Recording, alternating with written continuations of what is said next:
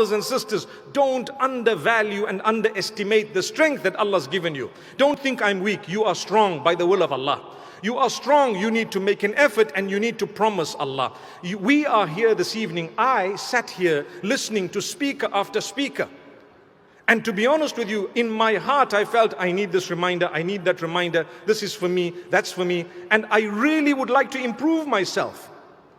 And we all need to be the same. If you're seated here, something needs to improve in you as you walk out today. Your character needs to improve as we walk out. We're not going to be rude to one another. We're not going to be vulgar, abusive. We're going to be courteous. We're going to look out for one another. We're going to be together in a way that we help one another. We're a united ummah. That is when we've achieved. But if we go out from this place without having achieved anything, wallahi, we will be questioned. Were you not there one day? Did you not sit there? Did you not hear this? What did you do about it? Well, I just said, inshallah.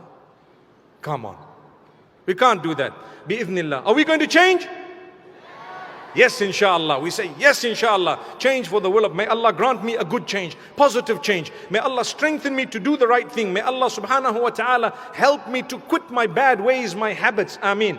And if you falter because of human weakness, come back quickly.